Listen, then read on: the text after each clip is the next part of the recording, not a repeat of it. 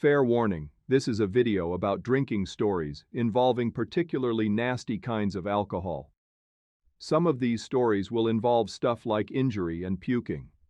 Maybe don't listen to this one if you're eating. From Bumwine Admin, welcome to the new Bumwine Guestbook. I get a lot of great stories as personal messages, but the world would be better served if you shared yours here. Enjoy. From Nature Boy Trey. I live in a tent, and when I run out of kerosene, Wild Irish Rose really turns up the heat. However, on a warm sunny day down here in Alabama, Thunderbird is my choice of breakfast wine to drink with cold pizza crusts. And by the way, whomever wrote the Bumwine page could stand to learn a thing or two about being a bum. Gotta go remodel the tent, I think there's a storm a-brewin'. From Blue Puma, Red Mountain Jug. Wine Burgundy was the cheap way to go in '69, was the 90s before trying T-Bird, 99 for Wild Irish Rose. There was another pop wine with passion fruit with a tropical island name that wasted me in '67 at 180 pounds. At 340 pounds it takes much more. For a Wino song, try Wino Man by Frank Zappa. I recommend his music for relaxing with a couple of trains or dogs. WPLJ is another. Alternate songs from others include Red Red Wine. Thanks for the sight and smile. Never saw the Wild Irish Rose around Linwood. Ralph's in Bellflower had Train and Dog, as did the stores along Atlantic Boulevard. From Skip, though it may not be bum caliber, Boone's Farm apple wine certainly deserves an honorable mention. This semi-toxic carcinogenic spew was noteworthy for causing instant dry heaves, and I'm sure the so-called apple flavor came from some lab-engineered long-chain molecule never intended by nature. I remember fondly chugging quarts of it back in the woods with my buddies at the tender age of 16, and then having to explain the foul odor and fuchsia-colored puke stains on my AC/DC t-shirt to my mom. From Bill Mossberg, I used to work for the E&J Gallo Winery. I sold thousands of cases of T-Bird and Night Train, buy 100 get one free, mix and match, in New Orleans until my best customer died. That's right kids, died. I often had his back, fighting with rival hoods in the street with chains, sticks and the like. When we were finished I would buy the gentleman a cold fifth of T-Bird and I would hit the street to my next account. Those were the days. What's the word? Thunderbird. What's the price? 50 twice. What's reason? 'Cause it's pleasin'. How's it sold? Good and cold. What's the jive? The bird's alive. Who drinks the most? Us colored folks. R.I.P. Willie Sanders, 1956 to 2000. From BethSteel Chainman, where's the White Tiger wine 21%? I used to drink a gallon by myself, it was cheaper in that size. My bro said I looked like the tiger on the label with the red eyes. You don't drink bummers for flavor, you drink for effect, which was somewhere between wonderful and nuts. I used to enjoy puking and would try to see how many times I could puke on one drunk. 5 was the most I puked on one drunk. My stomach was too strong. The best way to get rid of puke mouth is chewing tobacco. I could write a book on crazy biker drunks I'd done. I used to snort shots of Tullamore Dew Irish whiskey up my nose. I stopped drinking now. I say, save yourself, get out while you can in one piece.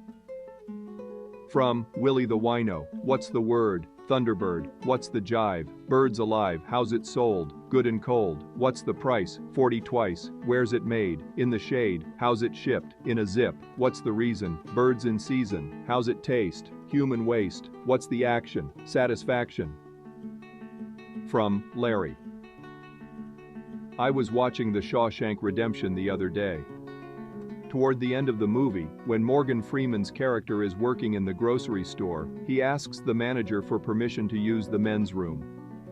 The boss calls him over to tell him he doesn't have to ask. I could swear I saw Wild Irish Rose on the top shelf behind him. Top shelf and Wild Irish Rose have probably never been used in the same sentence before this time. From Andy Worthington. As a neurology resident at Old St. Louis City Hospital, I used to deal with the aftermath of these various vintages. Of all of them, and they were legion, the most memorable was the young man brought in by the squad naked except for pantyhose with a message scrawled on his ass in indelible marker. Upon returning to the land of the living the next day, he remarked that the last thing he remembered was driving around with his friends. Must have been Cisco. From Doc Doberman. Boston, my hometown, is one of the wino capitals of the U.S. due to the massive number of naive college students who gladly hand out spare change and even bills to these gentlemen of leisure. Broken bottles representing all 5 of these brands, as well as Boone's Farm and Manischewitz, adorn our streets and parking lots to the point where a local band once wrote a song about the phenomenon called Land of the Glass Pine Cones. Most of the liquor stores in nearby Cambridge, Berkeley, California to Boston's Frisco, if you will, home of Harvard, have stopped selling street wine altogether due to pressure from their neighbors. From Rocky Mountain Vagrant. When I was a youngster, I saw an eye-catching display on the night train shelf at the liquor store in Cut-and-Shoot, Texas, with a clever banner reading, "It don't whistle, but it's a hell of a ride." Even though I was faking my way as one old enough to buy alcohol, I had a little more self-respect. Now that I'm living in my van again, I'm wondering why I ever thought myself so superior to the street wine sort. Will you ship me a bottle on credit? From Pam. I have a rare aged bottle of Thunderbird from 1987. Yes, absolutely true. My friends gave it to me and my ex as a wedding gift. They gave us a collection of nice liquors and included a note on the Thunderbird that it was for the discriminating palate. We wrapped it up and gave it back to them the first chance we got. They wrapped it in some towels and gave it to us for Christmas. Then things got nasty. They would pat us down before we could go in their house to make sure we were not bringing it back. The next invite to their house, I left it outside their front door and brought it in the house when no one was looking. Each time someone received it, they had to initial it and include the date. Then my marriage went bad and the Thunderbird got packed away during one move or another. Then their marriage went bad. To afford a down payment for a house, she was answering chat lines. You know the kind, no sex, just friends. While looking for a job as a new MBA. She fell in love with a male friend who could not return her love, and then became a born-again Christian. Due to the chat lines, not a nice tour of the human mind. Or the unrequited love, I don't know. The born-again Christian thing sort of cast a pall on our friendship, and I lost track of her and her ex years ago. But I recently discovered the Thunderbird in a box. I considered leaving it in the appropriate part of town, like where I used to have an apartment, but I am afraid it might kill someone. From Benster. Rather than heed the advice found on this site, 3 colleagues and I sought to recreate the challenge sans the dog. We procured bottles of the Wild Eye, T-Bird, Night Train and Cisco along with 2 cases of PBR for good measure and palate cleansing. Total cost $25.05. In a measure of further foolishness, we added a time challenge where the first person finished was the winner. In some rare cases, the winner is actually the loser. Our Wild Eye challenger finished his bottle of grape sand-flavored libations in record time. He was shortly thereafter found sending obscene messages via email to the Sea Wine, makers of Wild Eye website. Eventually he was the first to pass out and claim his prize, a pair of Cheez-It sunglasses. Later he served as a chips and salsa bar. The T-Bird contestant became wildly out of control, suffering from delusions that he had become a giant pair of breasts. He proceeded to slap everyone in sight until passing out. He now eats but cannot get full, believing the bird ate a hole in his stomach.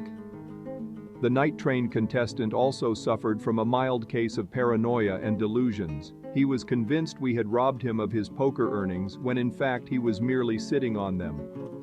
I had the distinct pleasure of tussling with Liquid Crack aka Cisco.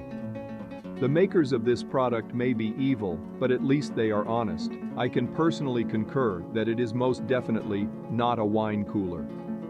I finished last and suffered the punishment of shotgunning a PBR. As far as punishments go, that is the equivalent of giving someone a timeout after being beat with a sock full of quarters for 2.5 hours. I'd like to say that we all learn from our mistakes, but am inclined to believe that as soon as my friend regrows his stomach, we will be back for the second annual BWC. From the J Station. The craziest thing about Cisco is that if you water it down, the color does not dilute at all, even when mixed 3 parts water to 1 part Cisco. There has to be something extra in T-Bird, I am thinking PCP. From Tim. As a recent college grad, I've been on a few MD and Cisco-induced war hell rides. I must tell you about a challenge called the 3-Dog Night. It's where you try to down 3 full-sized mad dogs in one night without vomiting. I heard about it through my brother who went to Lehigh. He had tales of pink vomit and someone who tried, unsuccessfully, to down it all in 6 funnelings. We tried it at Yukon on a snowy December night. The result was our 300-pound friend barfing all over my bathroom and garbage can, and nobody drank even 2 without pulling the trigger. As far as I know, nobody's ever completed a 3-dog night. I suppose with proper planning and pacing it's possible, but there might be some chemical mix that prevents you from making it through number 3, which is probably a good thing. If you want, you can add that to your MD 2020's page. Anywho, keep on rocking. From Boxcar Johnny. I chugged a 750 milliliters bottle of Cisco Red about 12 years ago. I fell down my basement stairs and got my legs tangled in the banister rails on the way down, and it took me quite a while to get back up. I'm no lightweight when it comes to booze. I also believe that there is something more than just standard alcohol in Cisco, maybe a derivative. This shit is dangerous. From Kerry Slinkard. One time I poured some Cisco Red into an empty Starbucks cup and took it to work. People somehow failed to notice the smell. They just assumed I was drinking coffee because that's what I usually have at my desk. Needless to say, I got so fucked up that I had to leave the office at lunchtime and take a nap in my car. When I woke up, I started puking on my steering wheel, but fortunately I caught most of the puke in the empty Starbucks cup. I only got a little puke on the brand new pants I bought at Nordstrom's, which was okay because they needed to go to the dry cleaners anyway. I always laughed when my ex-husband told me I was an alcoholic because of all the empty wine bottles in our recycling bin. But that's not what makes me an alcoholic. It's puking on an absolutely darling pair of $75 pants. I will never drink Cisco again. I'm sticking to margaritas, chips, and salsa. From a Bumwine Avoider. Here's an interesting story about Thunderbird. My dad told me this story about his old army days in the 1950s. One day, after inspection, he and a couple of his buddies decided to celebrate, wind down by having a bottle of Thunderbird that my dad had sitting in his car for a couple weeks. This was a quality vintage, so they went off base and bought 5 more bottles and shared them there in the parking lot till they were good and toasted. My father, realizing he was too drunk to drive, gave his keys to his far more inebriated friend who backed his car over a post. Trying to free the vehicle, he ripped off the back bumper. My dad and his friends tore the remaining bits off the car and threw the bumper in the trunk and drove back to the base. My dad woke up the next morning in the latrine, soiled and shamed. He cleaned himself up and walked out to his car, which had been baking all morning in the summer sun. Opening the door and receiving the smell, he made himself sick again. Without any other solution, he went to the PX and bought a box of Tide laundry detergent. He pulled off the top and threw the whole thing in the car and then rinsed it out with a garden hose. To this day, my dad's old story has prevented me from sampling the Thunderbird. It is truly a wine of desperation. From Anonymous. This distinctly reminds me of a jungle juice party my friend threw in high school. Everyone who attended the party was required to bring a 5th or greater of alcohol, which was collected at the door. Cisco and MD were favorites among our age group due to the creativity and fruity flavors available. So it was no big surprise that 90% of those who attended brought a 5th of Cisco or MD. The other 10% brought various other liquors, and even a couple brought 151 proof, which did not help matters. My friend, as host of the party, did not contribute any liquor but did purchase various citrus fruits which he sliced and added to the concoction. Needless to say, the jungle juice did change as it was consumed and more was added by new arrivals, but it didn't change by much. As I recall, there were very few survivors. The party started around 8 p.m., and by about 11 p.m. the house was full of passed-out 17-year-olds. The last thing I remember was around 11 and the TV spinning before me while everyone else lie motionless. Lo and behold, I awake around 1 a.m. and am scrambling to get up. I am in a basement full of people passed out everywhere and I am covering my mouth and running up the stairs to the back door as fast as possible. I made it, but not by much. As I opened the screen door and charged outside, a majestic deep purple fountain emerged from me which quickly created a puddle on the back porch over 3 feet in diameter. I continued for about 15 minutes, face down, and once the dry heaves subsided I finally looked up. All that time I failed to notice the backyard was littered with casualties. It was like a scene from a Vietnam War movie, people everywhere clutching their stomachs and moaning in pain, on the brink of death. I located one of my best friends who I was now feeling good enough to laugh at, and he had removed his socks and shoes and laid on his side puking in his own pile of puke. In the meantime, matters became much worse in the house. I started to go inside to look for more of the dog that bit me when I looked down the basement stairs and saw the first of those who didn't make it outside. A poor soul was collapsed on the stairs, puking on the stairs in front of him, and the vomit would then slowly cascade back down the wooden steps in a waterfall effect that left him completely drenched. After things calmed down, I cautiously forged my way around this mess, only to find another. I rounded the end of the staircase only to witness 4 more casualties, all puking in the laundry tub simultaneously. This in turn made me need to puke again and I was forced to join them momentarily. My next discovery was even more disturbing. As I made way from the basement back into the backyard to check on fallen comrades, I discovered the family dog licking up people's piles of jungle juice vomit. Poor fella, it was just a matter of minutes and he was the sickest one of the bunch. Known ingredients in the jungle juice: Cisco, Maryland, and a small proportion of wild Irish rose. I have never seen Night Train nor Thunderbird in any of the worst ghetto party stores in Detroit. I am 26 now and I have had plenty of near-death experiences, so I am not seeking to find Thunderbird anytime soon. However, Night Train does have a certain appeal. From Slappy White, I've only tried one of these noxious brews. Cisco, me and my old college roommate split 4 one night. I woke up in jail. I don't know what happened in between except for a hazy memory of my roommate drop-kicking an off-duty sheriff's reserve and getting a gun pulled on me. From Ashamed. I was bitten by the mad dog over a year ago. It was a cool fall day in late September. I was sitting on my porch watching some football. It was a very relaxing, laid-back afternoon. Little did I know what the rest of the day had in store for me as an old college buddy pulled into the drive. As he pulled in, he ran over my basketball and parked halfway in my yard. He fell out of the door with a somewhat glazed, yet confused look on his face. He proceeded to his trunk, unlocked it, and grabbed 2 very distinct-looking bottles of wine. It was the Night Train ×2. He mumbled a few incoherent utterances and basically threw a bottle of the train in my face. I of course opened it while laughing and asking if he was serious. I believe his quote was, "You haven't got the balls." I immediately took this as a challenge and proceeded to chug about half the bottle in one go.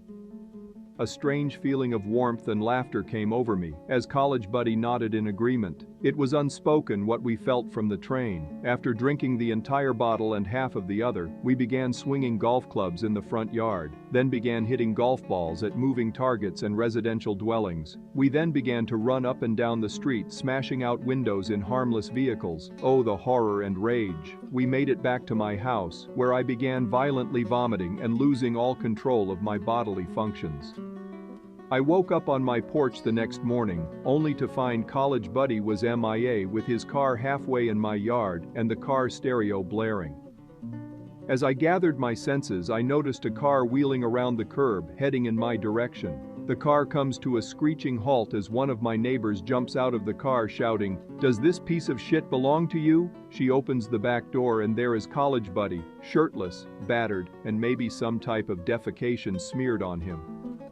She had found him passed out in her car that morning, and she informed me that he had pissed and thrown up all over the interior. The cops came a few hours later, asking about vandalism to vehicles in the neighborhood. Luckily, my car was not vandalized. From The Wes. I'm from New Zealand and we have a few bum wines of our own. One is just a 3/4 gallon bladder of wine with no label for $9 NZ or $4 US. Another is Mississippi Blue, made in NZ and has a picture of a riverboat on it. There are no riverboats in NZ. When I was a young man far away from parents, teachers, well-meaning friends with good advice or any other civilizing influences, I had gone wild, living with a friend in a burnt-out caravan in the back of the orchard where we worked picking apples when we could be bothered, which wasn't often. Life was a haze of dope smoke and huge mouthfuls of Mississippi Blue, a general-purpose alcoholic beverage which was a thick and syrupy dark yellow mixture that tasted like it was from a cough medicine bottle that someone had filled with mentholated spirits and put high on a shelf in a shed somewhere hoping that the kids wouldn't touch it. At 40% and $10 a liter, US $5, it was only the numbers that mattered to us. And then after we had drained the filthy brew, often wincing and letting out a rebel yell followed by the words, "Nature, she's a savage beast," nothing mattered. I later became homeless and was living under a bridge. I once found a wallet with $1.50 in it and I bought a $9 9% alcohol, 3-liter bag of wine, no box needed, just the bag please. Stopping outside KFC to wee 700 mils of it into my mouth, with the vile biter fluid burning in my guts, I strode into KFC like a king and ordered the $7.95 super special. Got bucks, big man now, going all the way, meal deal. The rest of the night gets a bit hazy, but I do remember wandering about Napier with the diminishing bag clutched in dirty fist and kneeling on the grass in the park purging my body of all poisons and raising my fist in a devil's salute to passing cheering teenagers and saying, "It's okay, I'm a professional." Awaking to the sound of children playing, I scurried away from the reeking piles of greasy vomit that surrounded me and cured myself of my blindness and pain by stripping off to the waist and immersing my upper body for extended periods of time in the freezing duck pond. I'm taking the bum wines back to NZ when I go. Thank you. From The Lawbreaker. One time in high school, after already consuming a 12-pack, I decided to move on to Cisco. After slamming the bottle, I started to lose all control, or at least that's what I was told the next day. The best part was the next morning when I woke up with the worst hangover of my life. My mom came in the room and told me to get my ass up and meet the tow truck driver down the street. I had missed our driveway and driven into the pond next door and didn't even remember it. From Trembles. I worked at a liquor store in downtown Rochester, New York in the 70s. This place tolerated the bums and we were the source for these types of wines. Sometimes I opened on Saturdays and there would be a line of maybe 10 to 20 guys, all with the shakes, nasty. Well, the favorite at the time was Wild Irish Rose. All of bums only bought pints, maybe 2 at a time sometimes. They asked for their Wild Irish Rose like this: "Gimme a pint of rosy with a skirt." A skirt was a paper bag, which we had tons of just the right size for a pint. We kept a small cooler right behind the cash register so it was real fast to serve them. Some didn't want it cold either. Man, I got more stories I would rather forget. From Krtiz. What's the word? Thunderbird. How's it sold? Nice and cold. What's the jive? Birds alive. What's the reason? Liver treason. How's it taste? You need a chase. How's it laced? With glass and mace. What's the price? Sacrifice. From Lawrence J. Lankershim. In the mid-1980s, I was doing some pioneering video work in the adult entertainment business. On one production, Theme Park Vixens Meet the Churro Queens, my cast, largely unemployed phone workers from a fortunately failed financial collections agency, talk about revenge, huh? Were having trouble finding their motivations, among other things. A couple of cases of Cisco and Mad Dog had things moving along nicely, although focus was something of an issue for both the cast and the cinematographer. Bottoms up. From Jeffro Bodine. I've had them all, and I'm thinking about getting some WIR tonight. It's been a long time. Here's an interesting knick-knack. If you drink a bottle of Thunderbird on an empty stomach and puke on some stairs, the resulting hazard is 200% more slippery than ice, and watching people smell their hand and investigate what they had slipped in is 400% funnier than all Robin Williams movies combined. Oh yeah, and watching the puker wake up with pissy pants and stumble home is also classic. From MT Biker. I used Wild Irish Rose to clean my bike chain once after finding a bottle in the trash. It was much better than most chain cleaners and left the chain free of dirt and grime. They may have missed out on a whole new market. From FUD. The Great Oz wine is Stone's Green Ginger wine at 18%. It has wiped out more bikers than the Queen has corgis. The bottles are deemed the best for campfire bombs. Penfold's Royal Reserve is another favorite. The taste is best described as metho meets Ribena. From Jeff. Fine old brown sherry here in South Africa is the drink of choice of the discerning bum, if you're satisfied with the 18% range. But for sheer pit bull effect, Cane Spirit 44% can't be beaten. It's a lobotomy in a bottle. With the side attribute of increased religious fervor, you pray with clenched shaking hands for a rapid death to ease the agony, and that's after a couple of shots the night before. Drink the 75 cl bottle, your prayers will probably be answered. Then for the terminally suicidal there's Stroh Rum 80% from Austria, simply vile. From Monica. That's the unfortunate thing about living in England. Very few drunkard bums. All our bums are super insano heroin addicts. Oh, how I long for the US of A. From Knocked Down by Cisco in college. Cisco is no joke. I'm an urban professional with a college degree. In my college days, I remember trying this stuff. I guzzled down 2 bottles before I went into a nightclub with a friend. As soon as I got into the club, I felt like I had been sucker punched hard in the stomach.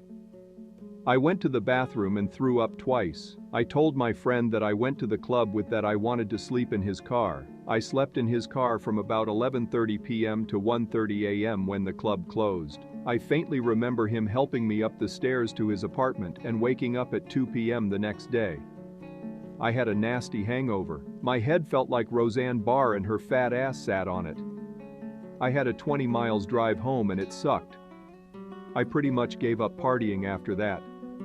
I graduated from college that semester. To this day, about 15 years later, I rarely have a drink and usually it's a glass of expensive wine in an upscale restaurant. For those of you who have never experienced Cisco, do yourselves a favor and leave it alone. It will reduce you to a fetal position no matter how big you are. Drink responsibly.